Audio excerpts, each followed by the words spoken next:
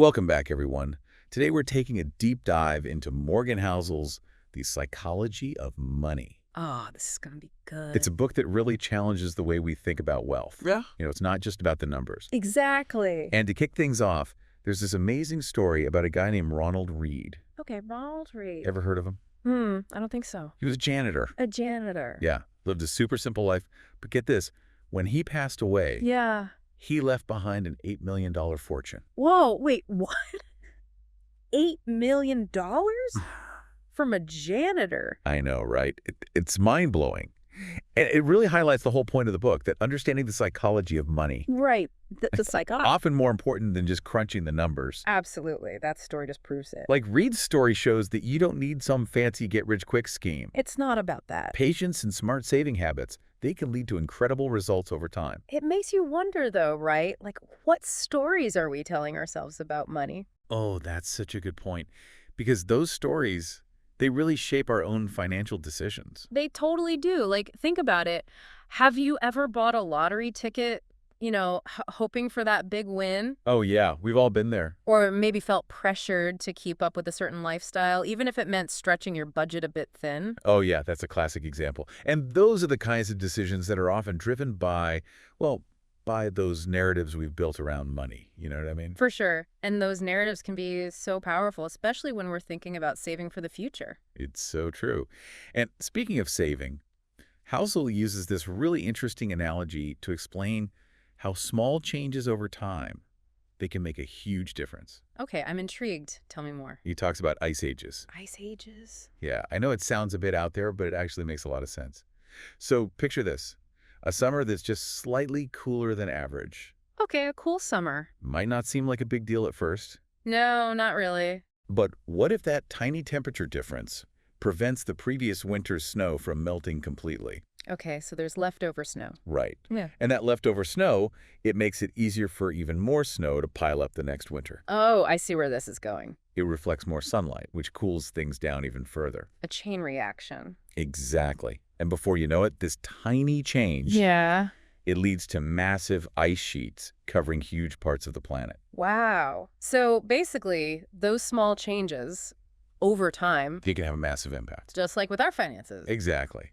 Even small, consistent savings, they can snowball into significant wealth down the road. It's like the financial equivalent of an ice age, kind of. That's a great way to put it. And that, my friend, is the magic of compounding. Compounding, the eighth wonder of the world, as they say. And a perfect example of its power is Warren Buffett. Oh, yeah, the Oracle of Omaha. Can you believe that most of his wealth was actually accumulated after his 50th birthday? Really?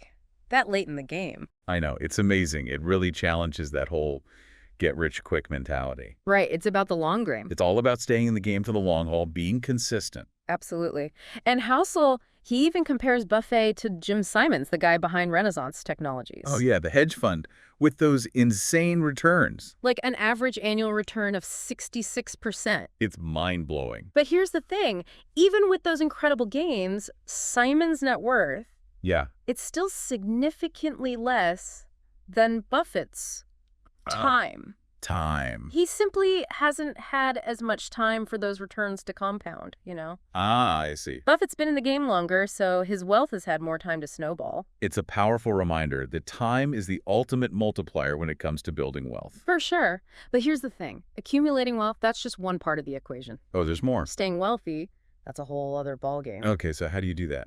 Well, that's where Housel gets into this really interesting comparison between two guys. Okay, who are they? Jesse Livermore, a brilliant trader who made and lost fortunes multiple times. Oh, wow. A real roller coaster ride. And then there's Abraham Dermansky, a successful real estate developer. Okay. But he was completely wiped out in the 1929 crash. Oof, that's rough. It's believed he might have even taken his own life because of it. Wow. That's a sobering reminder that building wealth is one thing, but holding on to it? It's a whole different story.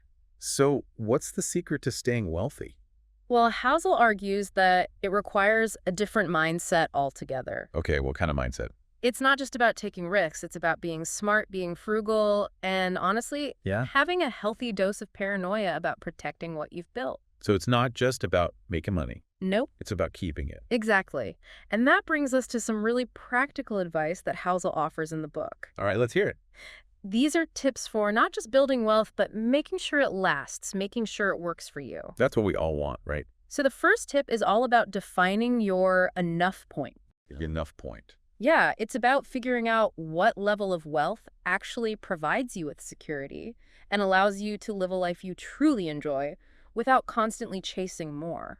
I like that. It's so easy to get caught up in the comparison game, always striving for more and more. Oh, tell me about it.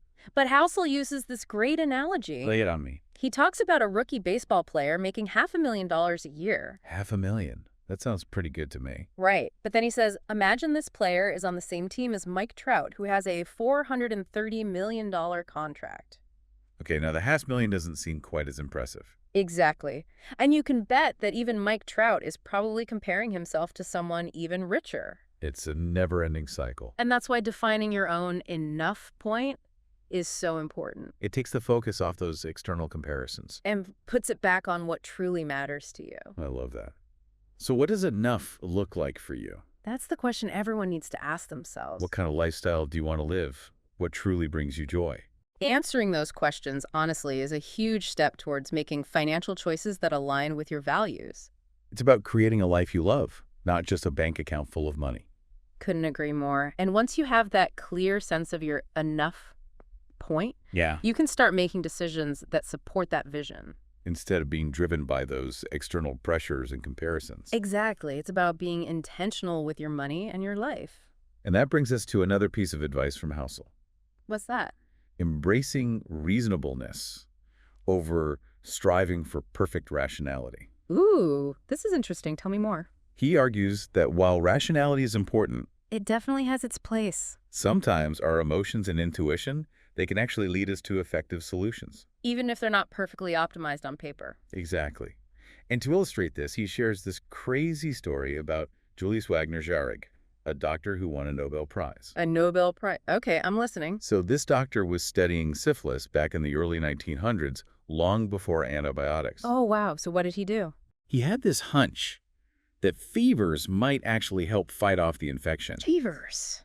Interesting. And get this, he started intentionally inducing fevers in his syphilis patients Wait, what? How did he do that? by injecting them with malaria. Malaria on purpose? That's It wild. was a pretty radical approach, and admittedly, some patients didn't make it. Yeah, that sounds risky.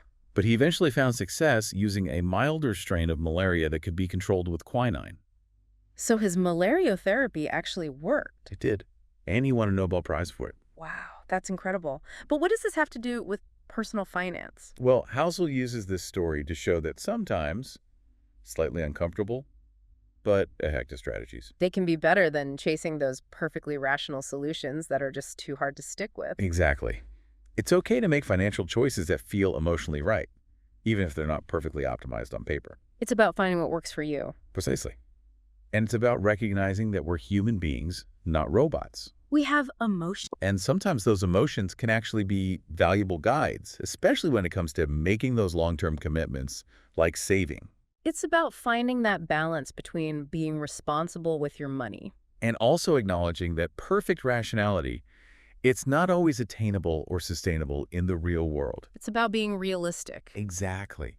And that leads us to another important point that Housel emphasizes, factoring in room for error. Oh, that's so important because life, let's be real, it rarely goes exactly according to plan. He uses a great analogy to explain this. Hit me with it. Card counting and blackjack. Okay, card counting. Even if you have a statistical advantage. You still need a cushion to absorb those inevitable losses. Right. You need to be able to weather those downswings and stay in the game. It's the same with personal finance. Unexpected expenses, market fluctuations, life just throws those curveballs. It's all about having that financial buffer, that margin of safety. So are you building in those buffers in your financial plans? Especially for those big goals like retirement. It's always wise to err on the side of caution, especially when you're estimating future returns. Having that margin of safety can make all the difference when things don't go as expected. It's about protecting yourself and your financial future. And speaking of protecting your future, let's talk about one of the most fundamental yet often overlooked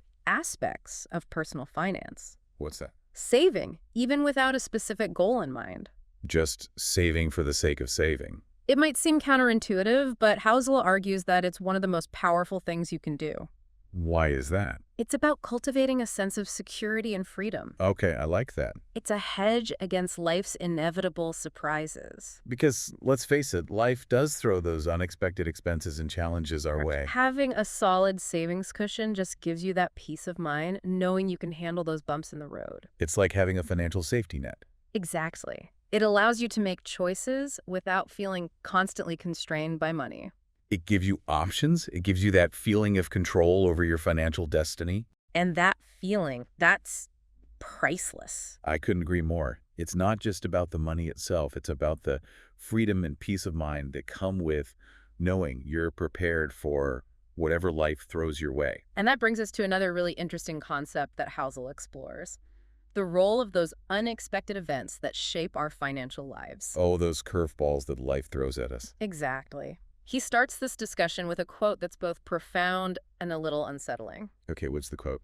Things that have never happened before happen all the time.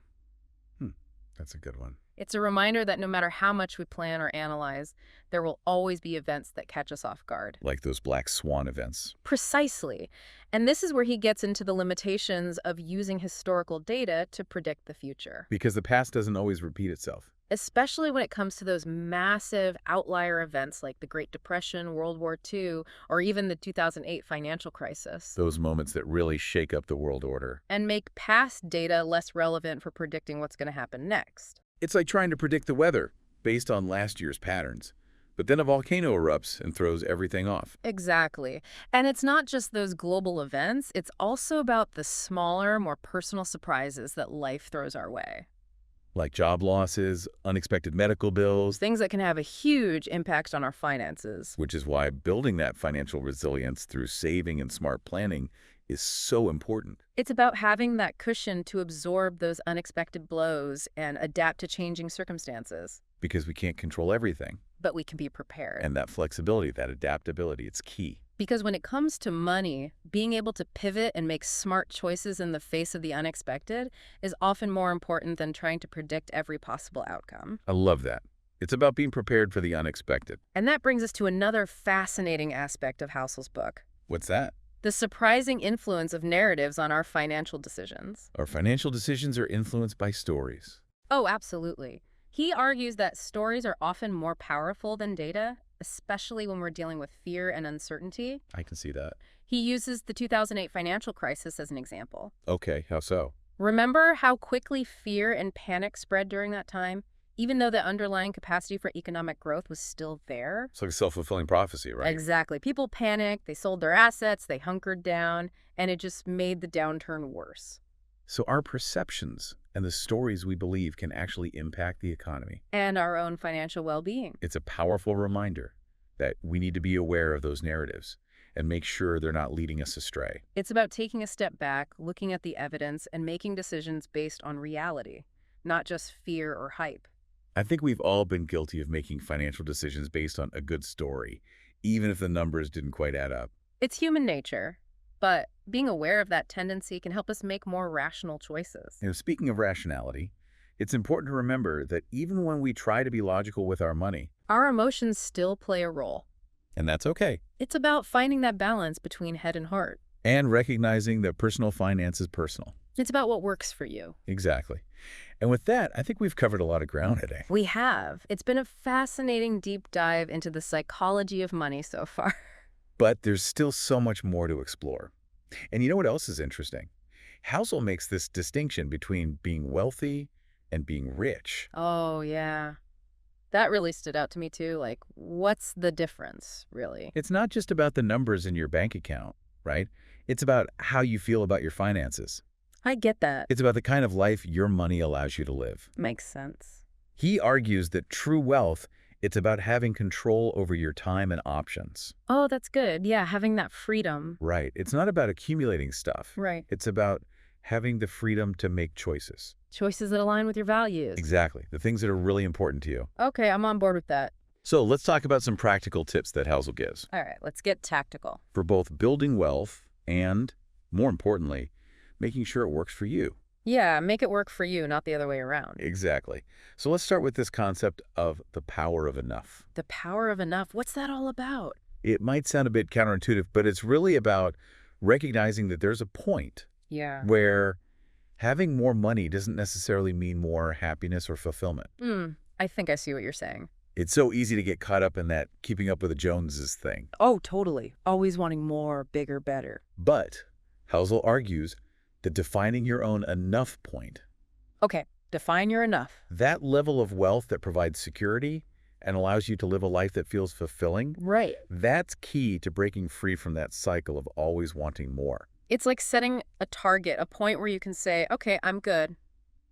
He gives this great example. Imagine two people. Okay, I'm imagining.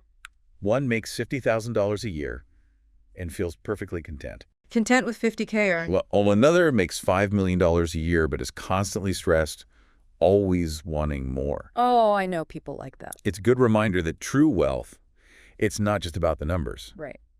It's about finding that balance where your money supports the life you want to live It's about finding that sweet spot. without becoming a source of anxiety or dissatisfaction. Absolutely. Money should be a tool, not a burden. I totally agree.